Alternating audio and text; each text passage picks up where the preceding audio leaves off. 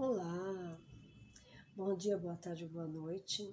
Eu não sei que hora que vocês vão estar vendo esse vídeo, né?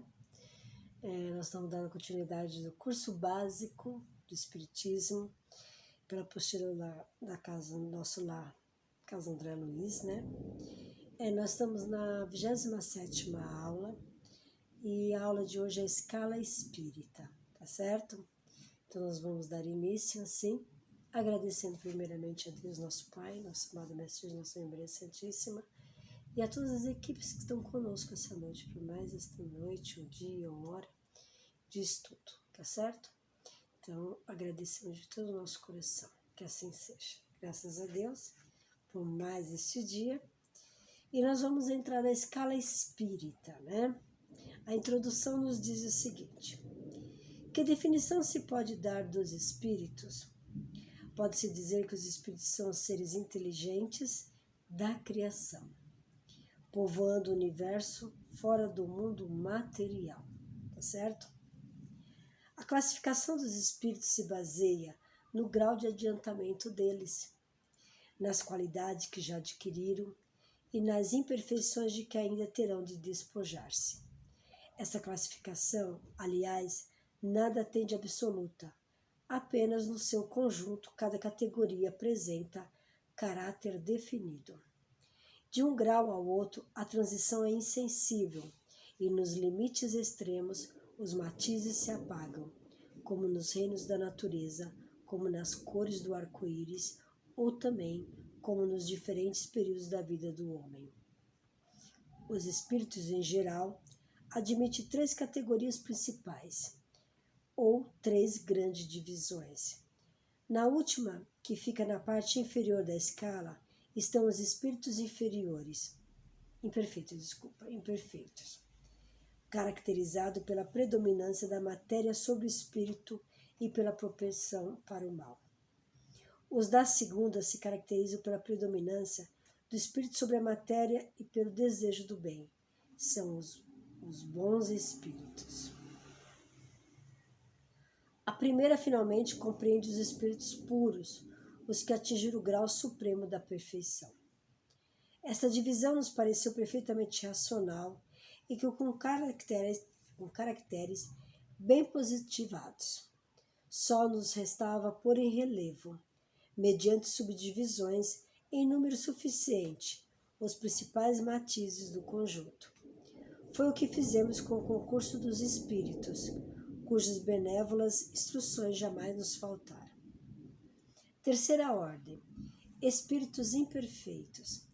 Caracteres gerais: predominância da matéria sobre o espírito, propensão para o mal, ignorância, orgulho, egoísmo e todas as paixões que lhes são consequentes. Têm intuição de Deus, mas não o compreendem. Nem todos são essencialmente maus. Em alguns há mais leviandade, irreflexão e malícia do que verdadeira maldade. Uns não fazem o bem nem o mal, mas pelo simples fato de não fazer o bem, já denotam a sua inferioridade.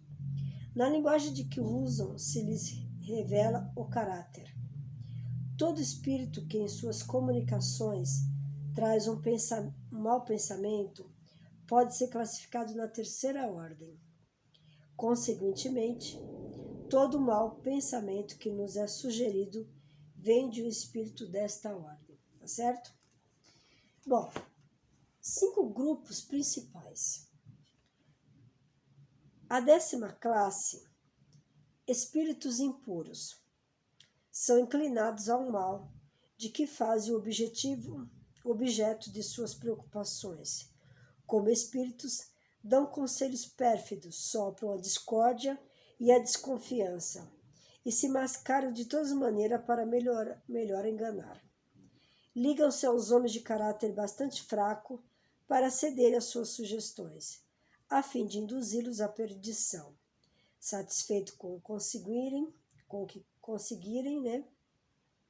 Retardar-lhes o adiantamento, fazendo-os sucumbir nas provas por que passam.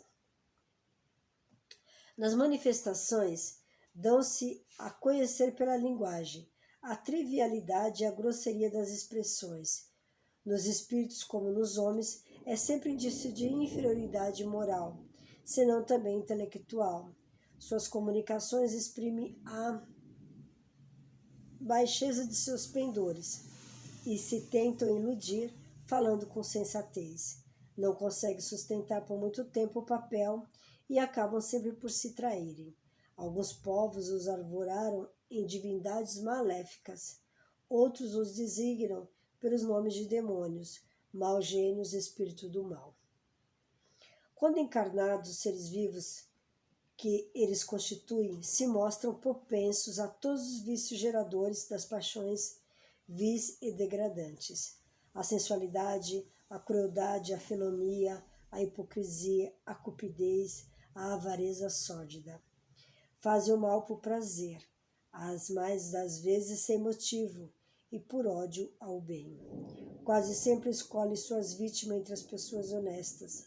São flagelo para a humanidade porque, importando a categoria social a que pertençam e o verniz da civilização, não os forra ao opróbrio e à ignomínia. Nona classe: espíritos levianos. São ignorantes, maliciosos, irrefletidos e zombeteiros. Metem-se em tudo, a tudo respondem, sem se incomodarem com a verdade. Gostam de causar pequenos desgostos e ligeiras alegrias, de intrigar, de induzir maldosamente em erro, por meio de mistificações e de espertezas. A esta classe pertencem os espíritos vulgares, vulgarmente tratados de duendes, trasgos, gnomos, diabretes. Acham-se sob a dependência dos espíritos superiores, que muitas vezes os empregam, como fazemos com os nossos servidores. Em suas comunicações com os homens, a linguagem de que se serve é a miúde, espirituosa e facita, mas quase sempre sem profundeza de ideias. Aproveitam-se das esquisitices, dos ridículos humanos e os apreciam mordazes e sátíricos. Se tornarem nomes supostos, é mais por malícia do que por maldade. A oitava classe: os espíritos pseudo-sábios. Dispõem de conhecimento bastante amplo, porém creem saber mais do que realmente sabem. Tendo realizado alguns progressos sobre diversos pontos de vista, a linguagem deles aparenta um cunho de seriedade, de natureza a iludir com respeito às suas capacidades e luzes. Mas, em geral, isso não passa de reflexo dos preconceitos e ideias sistemáticas que nutriam na vida terrena. É uma mistura de algumas verdades com os erros mais pulpudos, através dos quais penetram a presunção, o orgulho, o ciúme e a obstinação de que ainda não puderam despir-se. Sétima classe: espíritos neutros. Nem bastante bons para fazer o bem, nem bastante maus para fazer o mal. Perdem tanto para como um para o outro e não ultrapassam a condição comum da humanidade, quer no que concerne ao moral, quer no que toca à inteligência. Apegam-se às coisas deste mundo, de coisas grosseiras, alegrias, sentem saudades. A sexta classe: espíritos batedores e perturbadores. Esses espíritos, propriamente falando, não formam uma classe distinta pelas suas qualidades pessoais. Podem caber em todas as classes da terceira ordem. Manifestam geralmente sua presença por efeitos sensíveis e físicos, como pancadas, movimento e deslocamento anormal de corpos sólidos. Agitação dos sensíveis e físicos. Agitação do ar, etc. Afiguram-se mais do que os outros, presos à matéria. Parecem ser os agentes principais das vicissitudes dos elementos do globo, quer atuem sobre o ar, a água, o fogo, os corpos duros, quer nas entranhas da terra. Reconhece-se que esses fenômenos não deveriam de uma causa fortuita ou física, quando denotam caráter intencional e inteligente. Todos os espíritos podem produzir tais fenômenos, mas os de ordem elevada os deixam de ordinário como atribuições dos subalternos, mais aptos para as coisas materiais do que para as coisas da inteligência. Quando julgam úteis as manifestações desse gênero, lançam mão desses últimos como seus auxiliares. Tá certo? A segunda ordem, bons espíritos, né? Caracteres gerais. Predominância do espírito sobre a matéria, desejo do bem, suas qualidades e poderes para o bem estão em relação com o grau de adiantamento que hajam alcançado. Uns têm a ciência, outros a sabedoria e a bondade. Os mais adiantados reúnem o saber, as qualidades morais. 4 grupos principais tem nele, né? Vamos lá. Quinta classe, espíritos benévolos. A bondade é neles a qualidade dominante. Apraz-lhes prestar serviço aos homens e protegê-los. Limitados, porém, são os seus conhecimentos. Hão progredido mais no sentido moral do que no sentido intelectual. Quarta classe, espíritos sábios. Distingue-se pela amplitude de seus conhecimentos, preocupa-se menos com as questões morais do que com as da natureza científica, para as quais tem maior aptidão. Entretanto, só encaram a ciência do ponto de vista da sua utilidade e jamais dominados por quaisquer paixões próprias dos espíritos imperfeitos. Terceira classe, espíritos de sabedoria. As qualidades morais da ordem mais elevada são os que os caracteriza. Sem possuir ilimitados conhecimentos, são dotados de uma capacidade intelectual que lhes faculta juízo reto sobre os homens e as coisas. Segunda classe, espíritos superiores. Esses em si reúnem a ciência, a sabedoria e a bondade da linguagem que empregam e se exala sempre a benevolência. É uma linguagem invariavelmente digna. Noções exatas sobre as coisas do mundo incorpóreo, dentro dos limites do que é permitido ao homem saber. Comunicam-se complacentemente com os que procuram de boa fé a verdade cuja alma já está bastante desprendida das ligações terrenas para compreendê-la. Afastam-se, porém, daqueles a quem só encarnam na terra. É para cumprir missão do progresso e então nos oferece o tipo da perfeição a que a humanidade pode aspirar neste momento. Primeira ordem, espíritos perfeitos, né? A caracteres gerais, nenhuma influência da matéria. Superioridade intelectual e moral absoluta com relação aos espíritos das outras ordens. Primeira classe, classe única. Os espíritos que a compõem percorreram todos os graus de escala e despojaram de todas as impurezas da matéria, tendo alcançado a soma da perfeição de que é suscetível a criatura. Não tem mais do que sofrer provas nem expiações, não estando mais sujeitos a reencarnações em corpos perecíveis, realizam a vida eterna no seio de Deus, gozam de inalterável felicidade, porém não é a de ociosidade monótona a transcorrer em perpétua contemplação. Eles são os mensageiros e os ministros de Deus, cujas ordens executam pela manutenção da harmonia universal. Comanda a todos os espíritos que lhes são inferiores, auxiliam-nos na obra do seu aperfeiçoamento e lhes designam as suas missões. Assistir os homens nas suas aflições, concitá-los ao bem, com com a expiação das faltas que os conservam distanciados da suprema felicidade. Constitui para eles uma grata ocupação. São designados às vezes pelos nomes de anjos, arcanjos, serafins.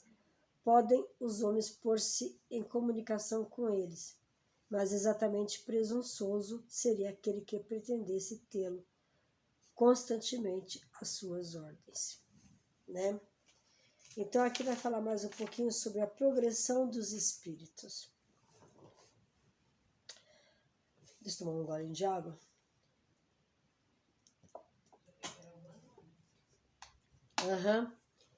A boca tá seca, né? Progressão dos espíritos.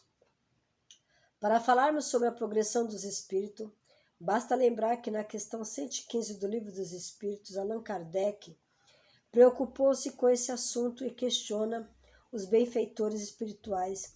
De que forma foram criados os espíritos? Se haveriam sido criados por Deus, uns espíritos bons e outros maus? Obtendo como resposta o seguinte: Deus criou todos os espíritos simples e ignorantes, ou seja, sem conhecimento e com aptidão, tanto para fazer o bem quanto o mal. A cada um deu determinada missão, como o fim de esclarecê-los e fazê-los chegar progressivamente à perfeição, pelo conhecimento da verdade, para aproximá-los de si. Nesta perfeição é que eles encontram a pura e a eterna felicidade. Passando pelas provas que Deus lhe impõe, é que os espíritos adquirem aquele conhecimento. Uns aceitam submissos essas provas e chegam mais depressa à meta que lhes foi assinada, outros só a suportam, murmurando, e pela falta em que desse modo incorrem, permanecem afastados da perfeição e da prometida felicidade. Em relação a essa progressão espiritual, que deve ser constante e fruto do resultado do esforço pessoal de cada um na busca de seu aprimoramento moral, o Espírito Emmanuel, mentor espiritual de Francisco Xavier, diz que a semente mesmo na terra escura rompe todos os obstáculos e se orienta para cima, na direção da luz solar. Todavia, se ela reter-se sob a terra, contrariando a lei divina, nunca será utilizada sua colaboração preciosa. Instruindo-nos sobre a progressão dos espíritos, Allan Kardec questiona se os espíritos que estão elencados na terceira ordem da escala espírita como espírito imperfeito, se estão fadados a ficar eternamente nas ordens inferiores, e obtém como resposta o seguinte: não, todos se tornarão perfeitos, mudam de ordem, mas demoradamente, porquanto, como já doutras vezes dissemos, um pai justo e misericordioso não pode banir seus filhos para sempre. Pretenderias que Deus tão grande, tão bom, tão justo fosse pior do que vós mesmos?